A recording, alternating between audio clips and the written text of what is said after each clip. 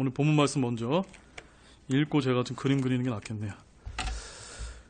우리 호세아서 5장, 오늘은 8절에서 10절까지의 말씀입니다. 우리 세 구절만 같이 우리 함께 읽도록 하겠습니다. 너희는 기브아에서 코넷을 불고 라마에서 나팔을 불며 베다웬에서 크게 외쳐 이르기를 오 베냐민아 너를 쫓아온다 하라. 책망하는 날에 에브라임이 황폐하게 되리니 내가 이스라엘 지파들 가운데서 반드시 있을 일을 알렸노라. 유다의 통치자들은 경계를 옮기는 자들 같은즉 내가 내 진노를 그들 위에 물같이 부으리라. 예.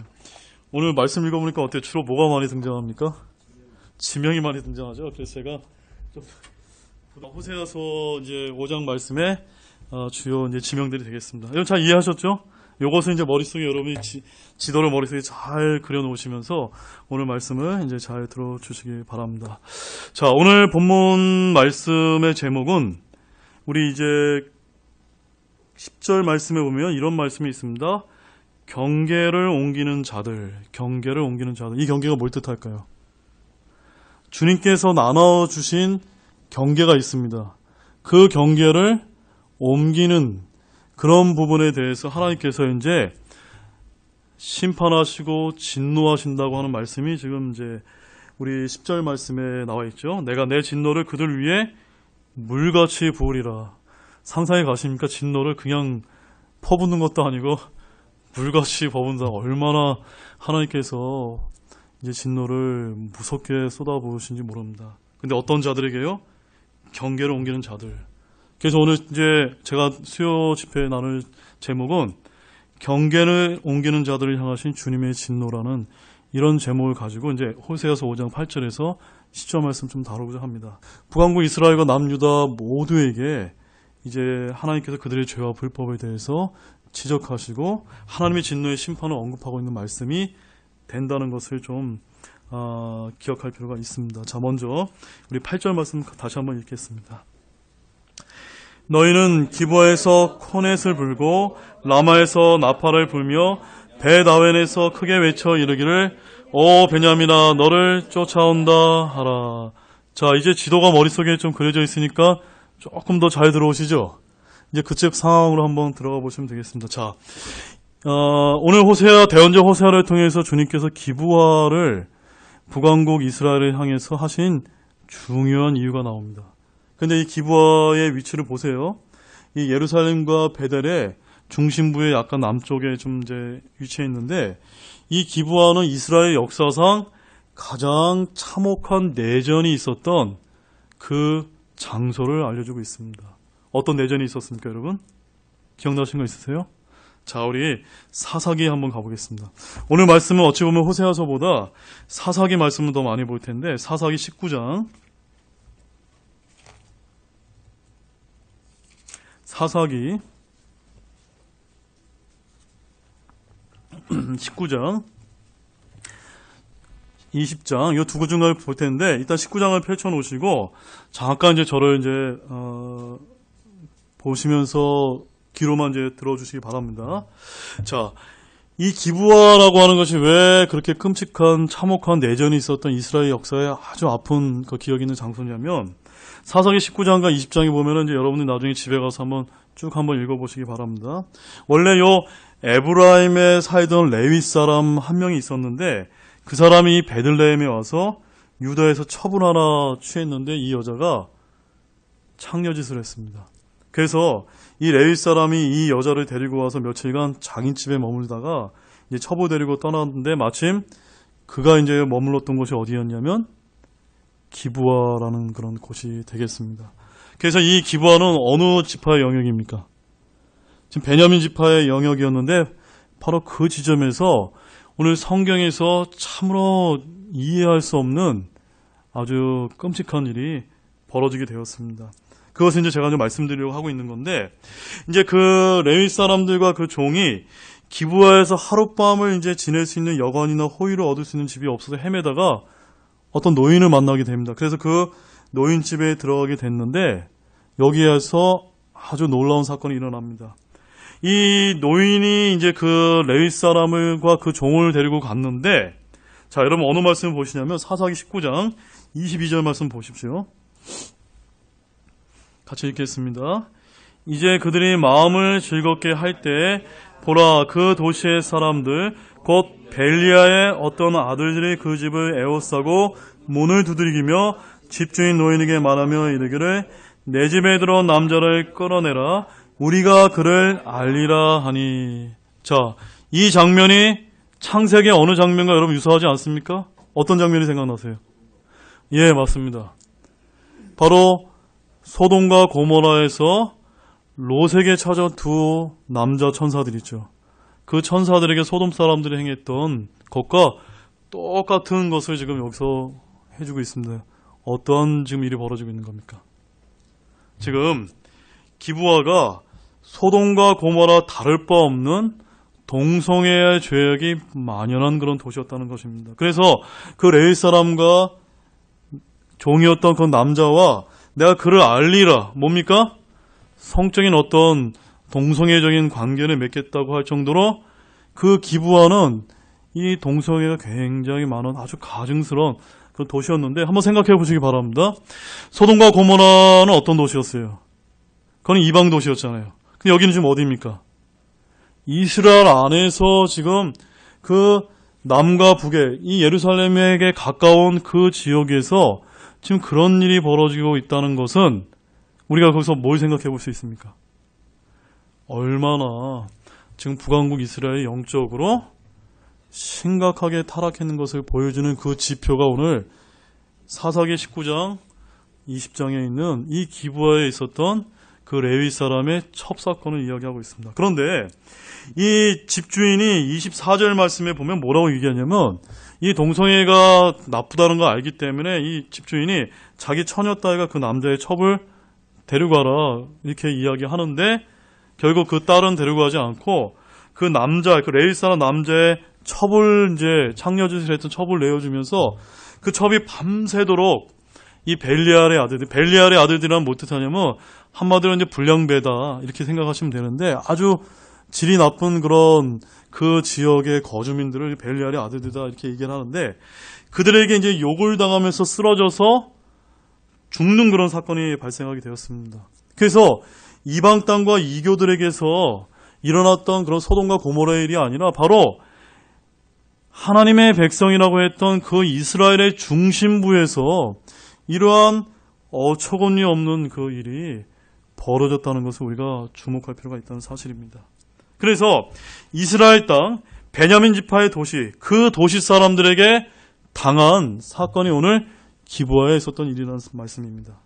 그래서 그 레위 사람이 어떻게 했냐면요, 죽은 자기 첩을 데리고 집으로 들어가 칼을 가지고 자기 첩의 시체를 12조각을 내서 이스라엘 온 지역에 이제 보내는 이제 일이 벌어졌습니다. 왜 보냈을까요, 여러분? 어떻게 이런 끔찍한 일이 일어날 수 있냐고 하면서 이제 12지파에 보내서 이런 것을 알리기 위해서 이제 그렇게 그런 알리는 방법도 사실은 그렇게 영적이지 않은 방법으로 이제 했다는 사실입니다. 그래서 이 일로 인해서 온 이스라엘이 이제 기브아를 치기로 이제 결정을 했는데 처음에는 자, 우리 13절 말씀 보십시오. 20장 13절.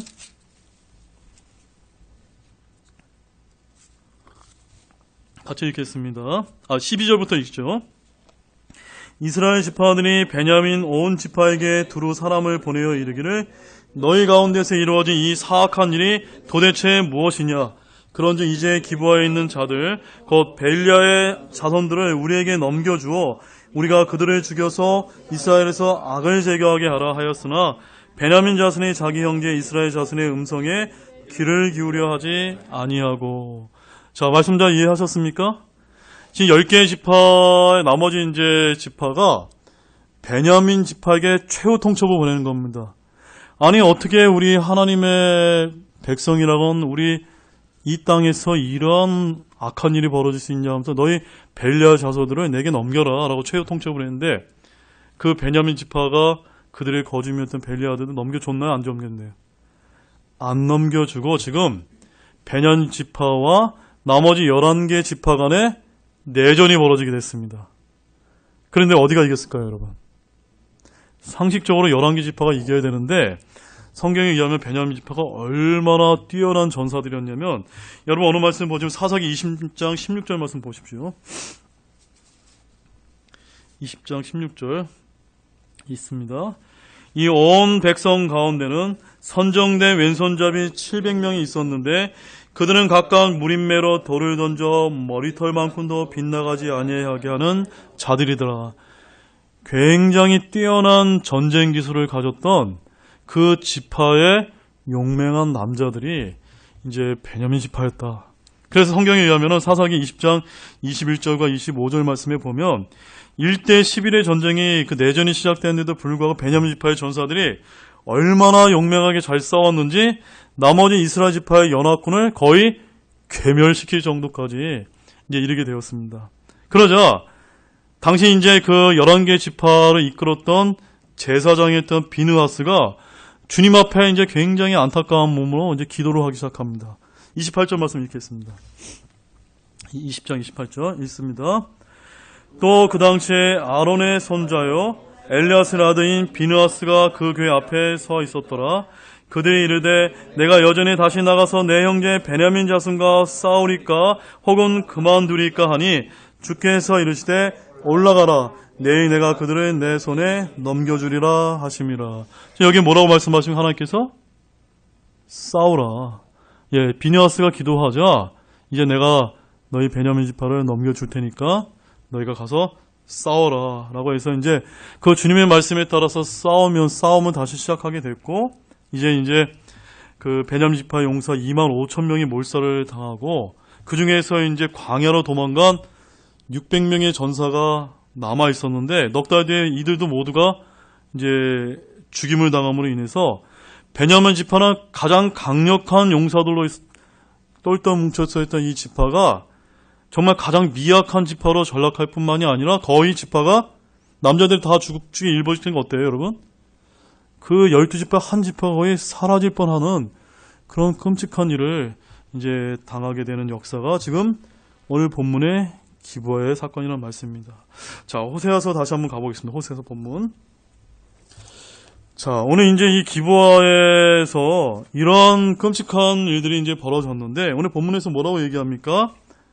너희는 기브아에서 코넷을 불고 라마에서 나팔을 불며. 이 말은 뭘 뜻하냐면 바로 이 사사기 19장과 20장의 이 기브아의 사건을 배경을 두고 하는 그런 말씀입니다. 이스라엘 역사에서 가장 참혹했던 내전으로 죄로 인해 서로 싸워 한 지파가 완전히 몰락해서 없어질 뻔했는데 그 사건을 지금 여기서 말씀하고 있다는 사실입니다. 그 다음에 벳아웬이라는 것은 베델의 동쪽에 있는 곳으로 죄악의 집, 우상의 집이라는 그런 뜻을 갖고 있습니다. 근데 이어지는 말씀에 뭐라고 말씀하고 계시냐면 어떻게 말씀하고 있습니까? 오 베냐민아 너를 쫓아온다. 자, 영어로는 어떻게 되어 있습니까? 영어로는 after thee o 베냐민이라고 이렇게 되어 있습니다. 이 말씀은요. 누군가 베냐민을 쫓아온다라고 하는 그런 뜻으로 해석되기보다는 베냐민이 먼저다, 베냐민이 앞선다라는 그런 뜻을 갖고 있다고 보는 것이 조금 더 정확할 것 같습니다. 그래서 좀 더 정확하게 우리가 직역을 하자면 오 베냐민아 너를 따르리라 라는 그런 말씀과 같다는 말씀입니다. 이게 뭘 뜻하냐면요. 북왕국 이스라엘의 죄와 불법과 음행과 살육에 대한 심판의 전례가 오늘 베냐민 지파의 그런 사건인데 사사기 19장과 20장에서 베냐민 지파가 전에 보여준 이런 악행과 범죄를 말해주고 있습니다. 베냐민 지역에 있던 기브아 라마에서의 불법과 죄악과 또는 벳아웬에서 있었던 이런 우상 숭배 또는 죄를 척결하기보다는 그 베냐민 지파가 어떻게 했습니까? 벨리아 아이들을 감싸면서 그 죄인들을 비호하는 일들이 있었다는 사실을 우리가 기억할 필요가 있습니다. 그래서 이 일을 베냐민 지파가 일찍이 보여줬고 그에 대한 심판으로 지파가 하나님의 심판을 받아서 멸망당할 뻔했는데 바로 북왕국 이스라엘 10개 지파가 그런 베냐민을 따른다는 말씀입니다. 범죄로 말미암은 심판에 관한 한 베냐민이 이러한 일에 있어 이미 선례와 전례를 남겼다는 말씀입니다. 그래서 대언자 호세아는 북왕국의 멸망을 전에 베냐민이 지은 죄와 불법에 연관시키면서 그러한 심판이 누구에게 임한다는 말씀입니까? 바로 에브라함으로 대표되는 북왕국 이스라엘에게 임한다는 것을 지금 여기서 말씀해주고 있습니다. 또한 베냐민이 그래서 여기서 코넷을 불고 나팔을 불고 외치는 것은 전쟁에서 쓰는 말인데 지금 베냐민은 북왕국 이스라엘이 아니라 남왕국 유다와 연합을 했고 북왕국은 적이 쳐들어올 때 따를 수 있는 베냐민이 없었습니다. 그래서 초대왕 사울은 베냐민 지파였고 40년 동안 외적으로부터 이스라엘을 지켰습니다. 그러나 지금 그들은 나팔을 불며 이 베냐민을 따르라고 해도 아무 소용이 없게 되는 그런 상황을 맞이했습니다. 한마디로 북왕국 이스라엘이 아시리아의 군대에 의해서 이제 제대로 힘 한번 쓰지 못하고 멸망당해서 하나님의 심판이 당하는 그 역사를 지금 본문 8절 말씀을 통해서 보여주고 있다는 것을 좀 우리가 볼 필요가 있습니다. 자, 우리 본문 9절 말씀 읽겠습니다. 9절 있습니다. 책망하는 날에 에브라임이 황폐하게 되리니 내가 이스라엘 지파들 가운데서 반드시 있을 일을 알렸노라. 네, 지금 8절에서 그런 기브아의 이런 역사적인 사건을 통해서 북왕국 이스라엘의 멸망을 이제 말씀하시고 이제 9절에서 뭐라고 말씀하십니까? 책망하는 날에 에브라임이 황폐하게 되리라. 이게 뭘 뜻하는 걸까요? 바로 에브라임이 어떤 지파입니까? 북왕국 10개 지파를 대표하는 지파로서 북왕국 전체가 멸망당하게 된다는 것을 여기서 말씀해주고 있습니다. 바로 그들이 전에 베냐민 지파에 닥친 그런 칼의 심판이 임할 것을 지금 말해주고 있습니다. 베냐민 지파는 남자들 거의 다 죽음을 당해서 완전히 사라질 뻔했는데 마찬가지로 아시리아의 군대가 왔을 때 북왕국 이스라엘을 침공할 때 그들은 남은 자가 얼마 되지 않을 정도로 진멸을 당하게 되었다는 것을 또한 포함하고 있습니다. 그래서 에브라임이 황폐하게 되리리. 참으로 끔찍한 말씀이 아닐 수 없습니다. 그 땅에 사람들이 더 이상 살지 못할 정도로 폐허가 된다는 말씀입니다. 죽임을 당하거나 포로가 되어 끌려가기 때문입니다. 더욱이 이어지는 말씀 가운데 뭐라고 말씀하고 있습니까? 내가 이스라엘 지파들 가운데서 반드시 있을 일을 알렸노라. 이것이 뭘 뜻할까요, 여러분?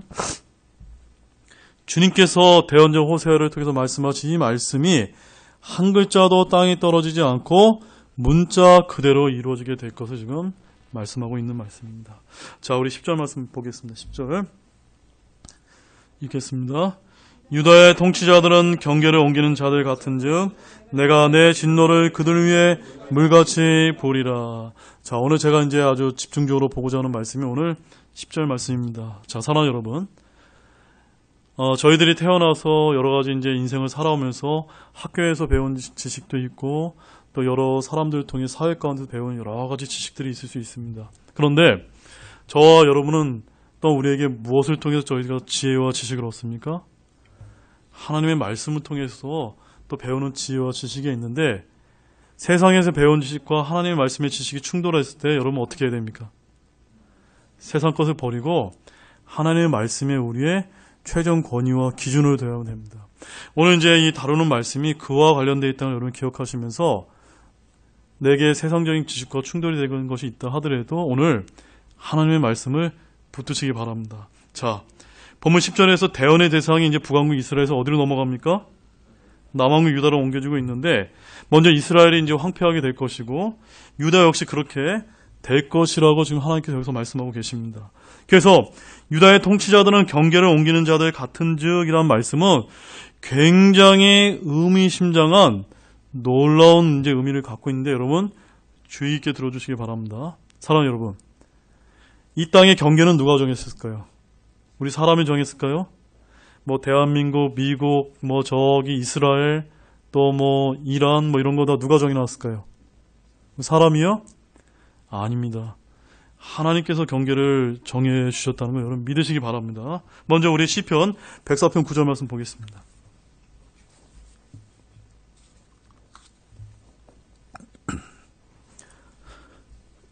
지금부터 전해드린 말씀은 또 여러분들도 귀를 쫑긋 하셔서 또 하나님의 놀라운 말씀을 여러분들이 또 이제 들으시기 바랍니다. 시편 104편 9절 같이 읽겠습니다. 주께서 경계를 정하사 물들이 넘어가지 못하게 하시며 그것들이 다시 돌아와 땅을 덮지 못하게 하셨느니라. 자, 여기서 하나님께서 뭘 정하셨습니까? 경계. 어떤 경계를 정하셨나요? 물들이 땅 위로 넘어가지 못하도록. 여러분 여기 우리 해안가 한번 가보십시오. 우리 주로 이제 우리 해군 출신들이 많이 계신데 왜 이 바닷물이 넘치지 않습니까? 누가 그렇게 하신 거예요? 하나님께서 경계를 정하셨다고 지금 말씀하고 있다는 것을 좀 믿으실 필요가 있습니다. 여러분 과학적인 지식이 중요한 게 아니라 하나님의 말씀을 보시기 바랍니다. 그래서 바다의 파도가 강하게 밀려도 땅의 근처에서 갑자기 그 힘이 꺾이는 것은 주님께서 경계를 정해 주셨다는 것을 말씀을 통해서 우리가 믿을 필요가 있습니다. 또한 주님은 출애굽기 19장 23절 말씀에 보게 되면 모세를 불러서 백성을 위해서 사방의 경계를 정해 주시고 산 주변의 경계를 정하셨습니다. 그래서 이스라엘 땅의 경계도 누가 정해 주신 겁니까? 하나님께서 정해 주신 것입니다. 전쟁을 벌여서 영토를 확장하는 것이 아니라는 사실입니다. 주님이 정해 주신 땅의 경계가 있다는 말씀입니다. 자, 출애굽기 23장 31절 말씀 보십시오. 출애굽기 23장 31절 말씀.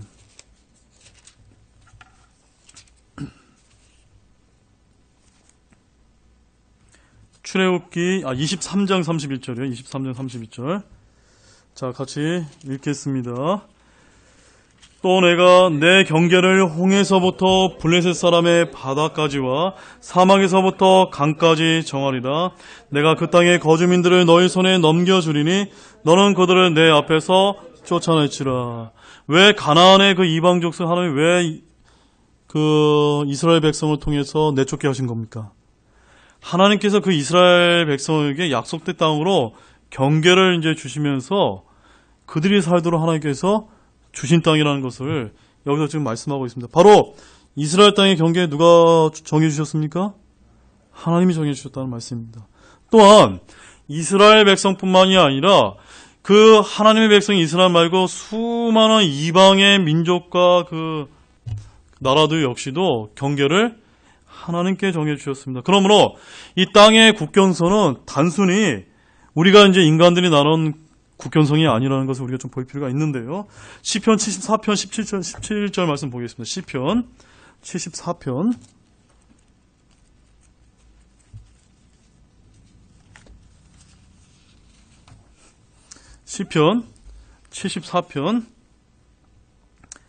17절 말씀요.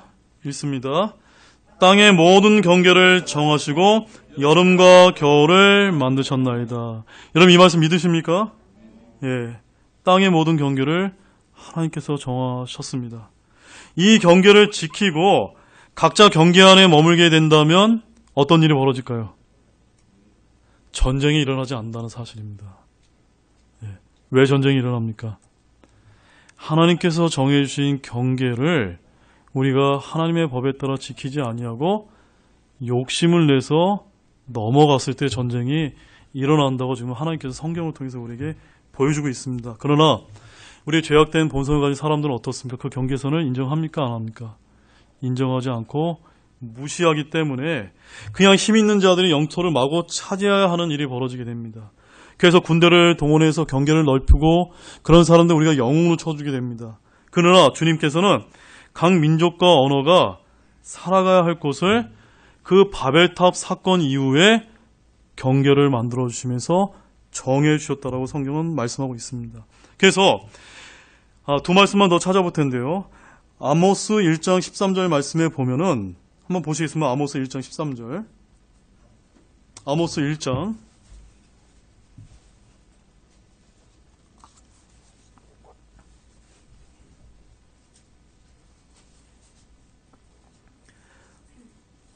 읽겠습니다. 주가 이같이 말하노라. 암몬 자손의 세 가지 범법, 그 네 가지 범법으로 인하여 내가 그것의 형벌을 돌이키지 아니하리니 이는 그들이 자기 경계를 넓히려고 길라앗의 아이벤 여인들의 배를 갈라기 때문이라. 암몬 자손의 가장 큰 범법 뭐라고 지금 주님께 지적하고 계십니까? 자기의 경계를 넓히려고 꼭 기억하시길 원합니다. 그 다음에 스바냐서 2장 8절 말씀도 보시죠. 스바냐서 2장 8절. 스바냐서 2장 8절.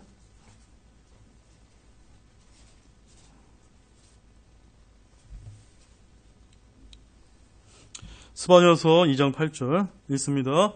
내가 모압에 모욕하는 것과 암몬 자손의 헐뜯는 것을 들었나니 그들이 이렇게 하여 내 백성을 모욕하고 그들의 경계를 향해 자신을 크게 하였느니라. 예, 똑같은 범죄가 기록되고 있죠. 바로 이 모압 자손 역시도 또 암몬 자손 역시도 자신의 경계를 벗어나서 이스라엘 백성을 자주 침략했다는 것을 기록하고 있고 하나님께서 이 일로 인해서 그들을 심판하시겠다는 말씀이 여기 기록되어 있습니다. 바로 주님이 정하신 경계를 옮기거나 바꾸는 것은 뭐라는 사실입니까? 죄요 불법이라는 것을 우리가 오늘 호세아 말씀을 통해서 꼭 보시기 바랍니다. 신명기 32장 8절 말씀 보시죠. 신명기 32장. 조금 더 이제 더 분명한 말씀을 보겠습니다. 신명기 32장 8절 말씀. 신명기 32장 8절 읽습니다. 지극히 높으신 이께서 민족들에게 그들의 상속물을 나누어 주실 때에 그분께서 아담의 아들들을 구분한 때에 이스라엘의 아이들의 수에 따라 백성들의 경계를 정하셨나니. 자, 제가 아까 앞서 말씀드렸죠. 아담의 아들들을 구분한 때에 언제 구분하셨습니까? 바로 바벨탑 사건 이후에 그들의 언어가 이제 갈라졌습니다. 근데 여러분, 바벨탑 사건이 왜 일어났습니까? 뭐 때문에 일어났죠? 그들이 탑을 쌓으면서 우리가 하나가 되어서 하나님께 대적하는 일이 벌어졌지 않습니까? 그래서 하나님께서 언어를 나누게 하시고 경계를 나누셔서 너희들이 다 흩어져서 살도록 하나님께서 정해 주셨는데, 여기 그 아이들의 수에 따라 백성들의 경계를 정하셨다라고 말씀하고 있습니다. 민족들이 온 세상에 흩어질 때 그냥 제멋대로 흩어진 것이 아니라 하나님께서 민족들의 상속물을 나눠주시고 백성들의 경계를 정하셨음을 알 수가 있습니다. 그런데 이렇게 하신 더 중요한 이유가 나와 있습니다. 사도행전 가보겠습니다. 사도행전 17장 26절과 27절 말씀.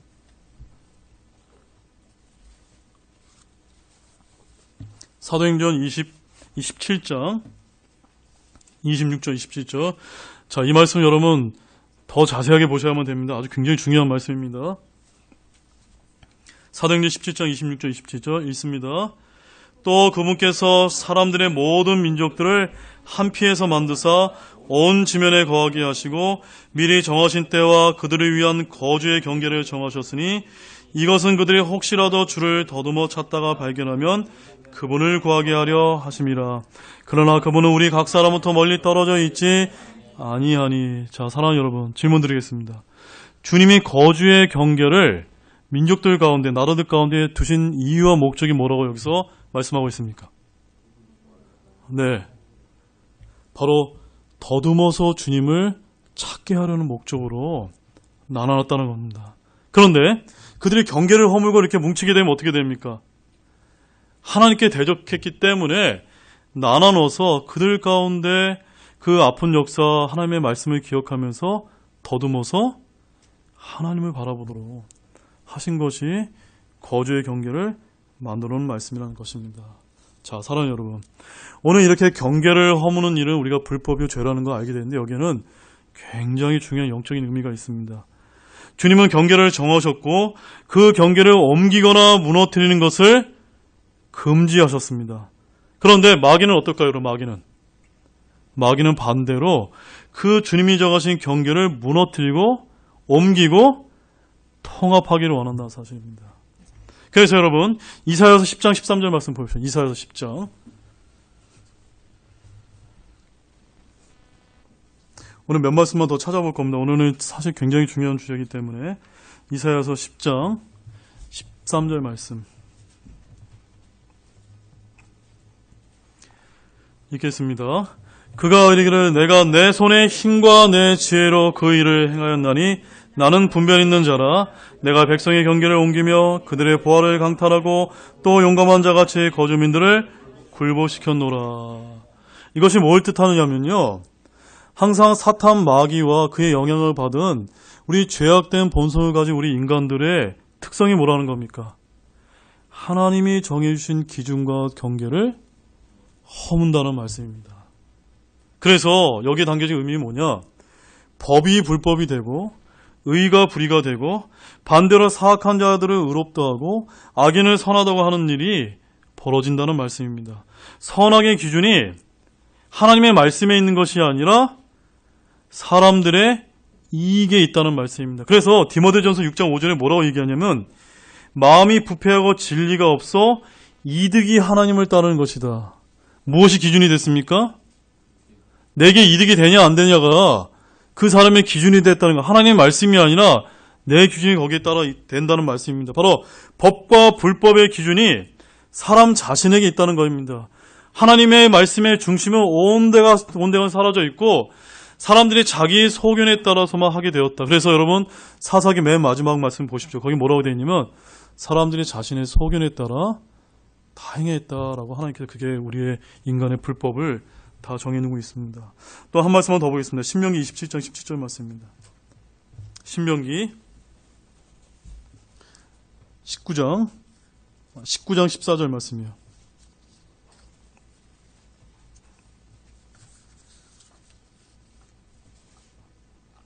신명기 19장 14절 말씀 읽습니다. 너는 주 내 하나님께서 내게 주어 소유하게 하신 땅에서 곧 내 상속 재산이 될 내 상속 유업에서 옛사람이 정한 내 이웃의 지게표를 옮기지 말지니라. 여기서 중요한 말은요 뭐냐면요 지게표를 옮기지 말지니라. 여러분 지게표가 뭡니까? 경계입니다. 땅의 경계를 표시하는 돌과 표지판을 지게표라고 얘기하는데 그 지게표를 하나님께서 옮기지 말라. 그리고 신명기 27장 17절 귀로만 들으세요. 자기 이웃의 지게표를 옮기는 자는 저주를 받으리라 라고 이렇게 말씀하고 있습니다. 바로 지게표를 옮기는 일, 경계를 옮기는 것, 그것은 바로 하나님께서 말씀하신 법과 원칙과 기준을 바꾸는 것을 말하는 겁니다.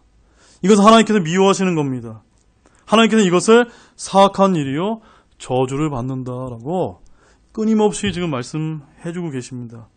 그래서 잠언 22장 28절 말씀에서도 내 조상들이 세워놓은 옛 지게표를 옮기지 말라라고 말씀하고 있습니다. 사랑하는 여러분, 하나님의 말씀, 하나님의 법, 원칙, 기준은 시대와 상황에 따라 바뀔 수 있습니까? 없습니까? 바뀔 수 없다는 것을 믿으시기 바랍니다. 하나님의 말씀은 항상 예나 지금이나 항상 동일합니다.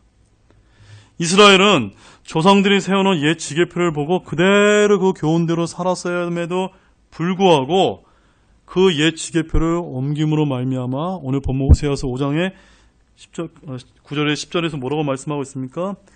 유다의 통치자들은 경계를 옮기는 자들 같은즉 내가 내 진노를 그들 위에 물같이 부으리라. 왜 하나님이 이제 물같이 진노를 부으신지 아시겠습니까? 네, 경계를 옮기는 일은 하나님이 미워하시는 일이다.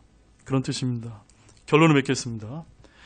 오래된 지게표, 바로 옛길이라고 우리가 부를 수가 있는데 이 표를 경계로 삼고 옛길을 따르는 것은 우리 믿는 그리스도인들의 신앙생활이라는 것을 믿으시기 바랍니다. 오늘날 사람들이 외치는 인종통합, 종교통합, 언어통합, 경제통합 등 통합과 일치운동, 이런 거는 경계를 없애고 옮기는 마귀가 좋아하는 일이라는 것을 우리가 좀 볼 수 있는 영적인 안목을 가지시기 바랍니다. 항상 이 세상은요, 잘 들으십시오. 경계를 무너뜨리고 옮기는 사람을 혁신적인 사람이다, 진보적인 사람이다라는 말로 갖가지 말로 우리가 미화를 하고, 그렇지만 그것은 하나님의 말씀의 기준에 따르면 뭡니까? 불법이요 죄악이라는 것을 우리가 말씀을 통해서 다시 한번 세우시기 바랍니다. 다른 것은 같은 것이라고 말하는 시대가 오늘날 지금 우리가 살고 있는 시대입니다. 선과 악의 경계가 없고 의와 불의의 경계가 없습니다. 죄를 사랑이라고 말하고 진리를 불법이라고 규정합니다. 사람들이 경계를 옮겨버린 탓이기 때문입니다. 학교 교육이 하는 일은 우리가 지금 학생인권 조례를 반대하죠. 왜 반대합니까? 아이들의 마음속에 본성으로 주어진 양심과 생각과 이성의 법을 무너뜨리고 차이를 차별이라고 가르치는 그런 것들이 지금 오늘날 이 세상에서 생기기 때문입니다. 이것이 다 뭡니까? 오늘 말씀하고 있는 다 경계를 무너뜨리는 일, 그 일에 속한다는 것을 우리가 볼 필요가 있습니다. 마지막으로 우리 이사야서 5장 20절 말씀 같이 읽고 마치도록 하겠습니다. 이사야서 5장 20절 말씀입니다.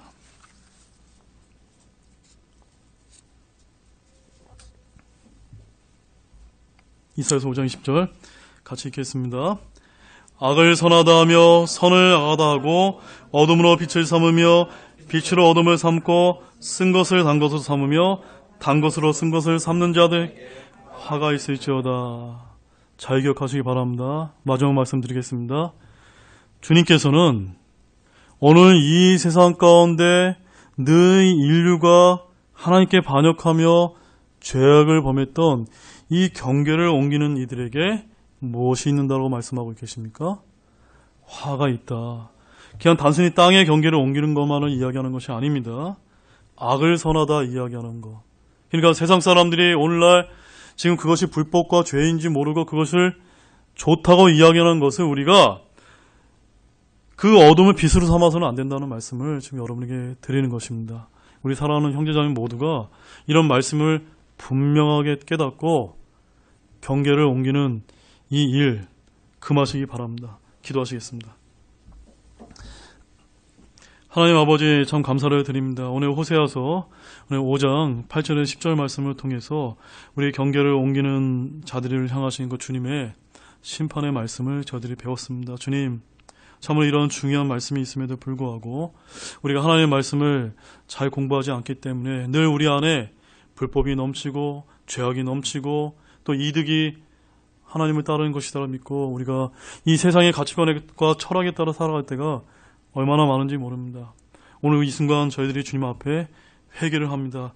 다시금 하나님의 말씀에 따라서 경계를 옮기는 옛 지계표를 옮기는 그런 신앙생활을 하지 않도록 저희들이 바로잡는 계기가 될 수 있도록 도와주시기 원합니다. 정말 우리에게 이런 귀한 진리의 말씀을 들어주시며 감사를 드리며 이 모든 말씀을 예수님의 이름으로 간절히 기도를 드렸습니다. 아멘. 각자 잠깐 기도하고 오늘 수요 기도를 마치겠습니다.